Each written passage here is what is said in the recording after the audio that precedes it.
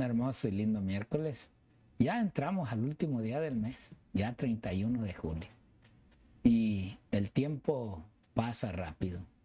Y hoy, pues, viendo ese título que están ahí, rechazo y aceptación. ¿Por qué el rechazo? ¿Por qué la aceptación? ¿Qué tenía este pueblo? ¿Qué tenía este lugar donde Cristo nació? ¿Qué pasó para que la gente pudiera hacer lo que hizo? Bueno, a través de este estudio vamos a darnos cuenta en verdad de lo que Marcos nos narra de esta vida de Jesús en Nazaret. Así de que hoy, una vez más, están conmigo aquí los dos pastores, el pastor David, bienvenido, y el pastor Raúl. Pastor, gracias. Gracias por la invitación, es un privilegio compartir la escuela sabática con dos siervos del Señor. Amén. Bendito Dios, pastor. Muy interesante la lección que estamos llevando hoy esta semana. Hoy estaremos viendo el rechazo y aceptación, ¿no? Así es. Así es. Porque unos lo rechazaron y unos lo recibieron y otros lo rechazaron. Dice, más a ellos vino y ellos no lo recibieron, quisieron le crucificaron. Pero ¿qué les parece, hermanos? Vamos a orar. Oremos. Les invitamos. Vamos a orar.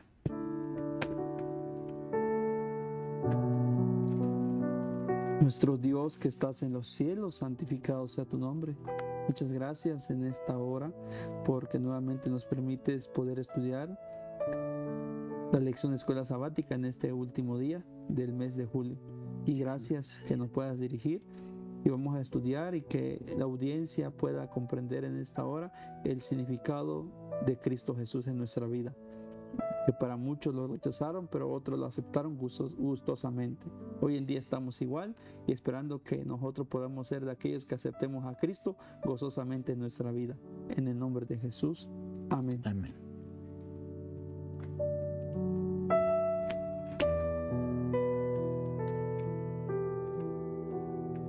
Queridos hermanos, hoy estamos de regreso ya a nuestra lección. Esta semana estamos viendo el rechazo y aceptación. ¿De quién? De Jesús. De Jesús. Marcos capítulo 6, versículo del 1 hasta el 6. Marcos 6, del 1 hasta el 6. Y salió Jesús de allí y vino a su tierra, y le seguían sus discípulos. Y llegando el día de reposo, comenzó a enseñar en la sinagoga, y muchos oyéndole se admiraban y decían, ¿de dónde tiene estas cosas? ¿Y qué sabiduría es esta que le es dada? Y estos milagros que por sus manos son hechas. Y recordemos que Cristo Jesús había sido carpintero. Les maravillaba lo que el Señor estaba haciendo. Mas Jesús les decía, no hay profeta sin honra sino en su propia tierra, y entre sus parientes y en su casa. Versículo 5. Y no pudo hacer allí ningún milagro, salvo que sanó a unos pocos enfermos, y poniendo sobre ellos las manos. Versículo 6. Y estaban asombrados de la incredulidad. Estaba asombrado de la incredulidad de ellos, y recorría las aldeas de alrededor enseñando. Qué interesante, ¿no? Estaba asombrado de la incredulidad de ellos.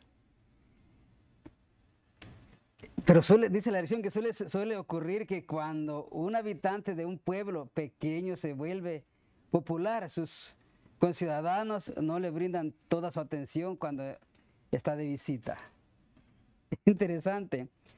No es así en Nazaret. Estaban ofendidos y sorprendidos por el éxito de Jesús como maestro y sanador. Su paso del ser un obrero manual a un maestro les resultaba difícil y aceptar. Difícil. Y preguntaban, y estaban asombrados de la incredulidad de ellos, y recorrían las aldeas y preguntaban de dónde les da la sabiduría que tiene de hacer milagros. Interesante porque y a veces uno dice, pues tenían razón, ¿no? Porque el Señor, ¿no? de ser un tallador de madera, digamos así, ¿no? Que se dedicaba a la carpintería. de repente crece y se hace tan popular, aunque el mensaje que él daba no era tan popular, era rechazado. Dice la Biblia que a ellos vino, mas ellos ¿qué le hicieron? No le recibieron y le rechazaron. Era tanta la incredulidad. Interesante. Dice, otra razón por la adminosidad de ellos pudo haber sido el hecho de que realizó la mayoría de sus milagros en Capernaum. Lucas capítulo 4, 23. Además, él ya había tenido un desacuerdo con su familia. Marcos 3, 31 al 35. Que ni sus propios hermanos, ni su propia familia lo quería. Incluso dice la sierva del Señor que muchas veces intentaron persuadirlo para que no los pusiera a los hermanos en contra de la gente, porque no era muy popular. Pastor, queremos que usted la... Bueno, algo interesante acá, dice, ¿por qué fue rechazado Jesús? Por la gente de su mismo pueblo, dice. Exactamente. O sea, Nazaret. Pero si nosotros acordamos, Nazaret no era una ciudad así muy famosa, sino era famosa por la maldad que había. Porque aún Natanael que dijo, ¿podrá salir algo bueno de Nazaret? O sea, ¿por qué lo expresó él así? Porque Nazaret era un pueblo muy conflictivo, digamos, muy problemático, muy Como la colonia más fea que podamos tener ahorita. Ajá, sí. Entonces era una colonia, obviamente, y al ver que Jesús tenía éxito, ¿qué tenía? Pues envidia. Es lo que pasa hoy en día. La gente, a veces muchos del mismo pueblo, agarra envidia, orgullo entre mismos hermanos. Y es cuando más se ve hoy en día los problemas, que a veces entre mismos hermanos hay orgullo, hay envidia, hay disensión. Eso es lo que sentían a ver Jesús. Y ahora la otra cosa que dice ahí el versículo 6, capítulo 6, versículo 4, ¿no es ese el carpintero hijo de María? O sea, para pensar, ¿no es ese el carpintero el hijo de María? Con desprecio, ¿no? Con desprecio. Hermano de Jacobo, de José, de Judas, dice, y de Simón, ¿no están también aquí con nosotros sus hermanas que se escandalizaban de él? Dice. O sea que otra cosa en contra de Jesús es que los mismos de Nazaret decían, pues ¿cómo le vamos a hacer caso a él si aún su familia también se escandalizan de él? De él mismo. O sea que todo eso obviamente llevaron a rechazar a Jesús. O sea, porque ahí estaban aún la familia que no estaba a favor de Jesús. Entonces, por eso dice acá rechazo. O sea, imagínense que Cristo fue rechazado ahí mismo donde él creció, en su pueblo. No es algo que sea rechazado así en otro pueblo como fue en Garena, todavía digamos que era un pueblo, ¿verdad? Afuera, pero acá era en Nazaret, pues, y era parte del pueblo de Israel, de Jerusalén. Entonces es algo muy preocupante cómo Cristo fue rechazado, pero dice ahí, y aceptación, o sea que iba a haber gente que sí lo aceptaba. Bueno, hay esa nota, ¿no?, que nos da Marcos, que no hizo milagros, o muchos milagros. No hizo muchos milagros. Pero lo dice claro que no hizo los milagros por cuestiones de la incredulidad de ellos hacia Jesús. Porque aunque lo tenían como uno de los muchachos o hijos de los más pobres, de un trabajo para ellos que no da mucho. Es como decir hoy en día, ¿no? Ver a un pescador ocupando un púlpito y hablando a veces más bonito que uno de teología. O ver a un albañil parado ahí y que al rato pues el celo y todo eso se empieza a derramar. Y más, y si dentro hoy podemos llegar a nuestros pueblos, ¿quién éramos? ¿De quién éramos hijos? ¿Cómo hijos? ¿A qué nos dedicamos? ¿Cuál era la labor que hacíamos? Y ahora llegar y empezar a hablarles de estas maravillas, pues como que la gente dice, ¿qué puede enseñar? ¿Qué puede decirnos? Sí, ¿de quién? Mira de quién eran sus padres. O sea, ni siquiera, pues que yo me acuerdo ni a la primaria. Pero ahora, en el poder de Dios, la persona está realmente hablando quizás para muchos nuevo, aunque para esta gente de su misma familia, Jesús les hablaba del amor. Y sí, pudo haber algo dentro de la familia. Tenían el temor a los judíos, a los sacerdotes, al Sanedrín de ese tiempo, que los pusiera el mensaje de Cristo en contra de aquellos sacerdotes, que ellos quizás en su momento iban y se confesaban, iban y pedían un apoyo, una ayuda, quizás una oración, no lo sé, pero de esa manera es como a Jesús, en realidad, ve la incredulidad de ellos, lo poco que hace, los milagros que hace, quizás fue, y creo yo que a veces que aquella poca gente sí tenían esa confianza en él, sí creyeron en lo que él decía y hablaba de su Padre del cielo.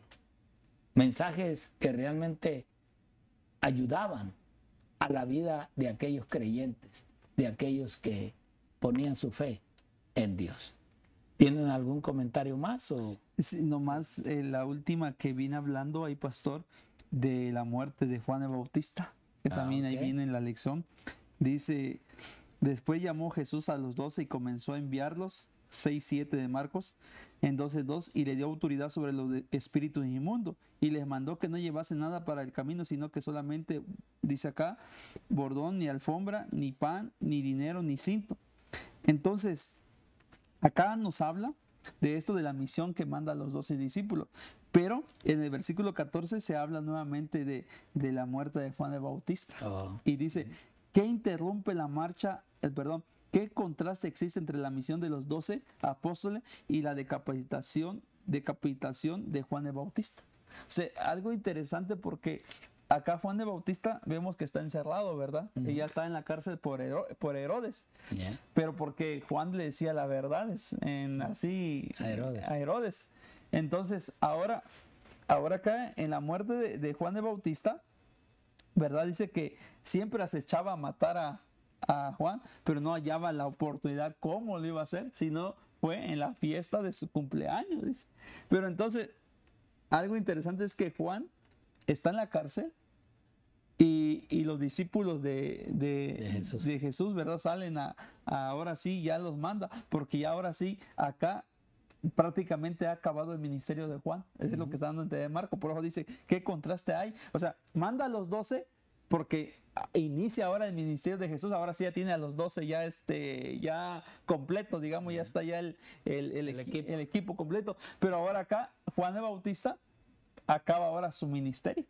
Por eso hay un contraste, o sea, comienza el ministerio de Jesús y acaba el ministerio de Juan, pero el ministerio de Juan acabó muy muy drástico, muy abruptamente. Muy abruptamente, o sea, ¿verdad? Imagínense, ¿por qué? Porque él fue el que comenzó a decir, ¿verdad? No es digno de yo desatar porque el que viene después de mí es, o sea, más. Pero entonces vemos que cómo es que comienza el ministerio de Jesús ahora con sus discípulos, pero acá muere un profeta que Jesús dijo, os digo que es más que un profeta. O sea, y eso es algo triste cómo acabó Juan, la muerte de Juan.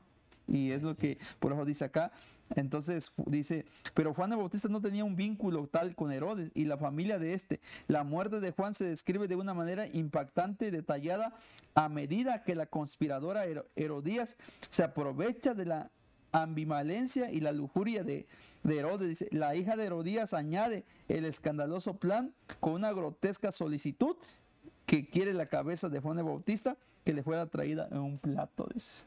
Entonces ya vemos cómo acabó Juan, el ministerio de Juan. Sí, claro, lo que pasaba es que la mujer de Herodes era la que buscaba la cabeza de Juan, era la que quería que muriera. Y claro, Herodes sí, en un momento tenía temor de acabar con la vida de Juan. Pero la Herodías, la oportunidad le viene y ahora se vale de la hija. Se vale de la hija. Y la hija, pues, más que pronto va y dice, esto quiero. Y Herodes no puede negarle ese pedido. Pastores, ¿cómo podemos ver la mano de Satanás interviniendo para que el mensaje no se predique? Tratado de parar la obra del Señor. Bueno, Satanás siempre buscará impedir que un mensajero del Señor entre en el lugar que él tiene dominado, porque él sabe lo poderoso que es la palabra de Dios y aún el poder que le puede dar a Dios al mensajero de él.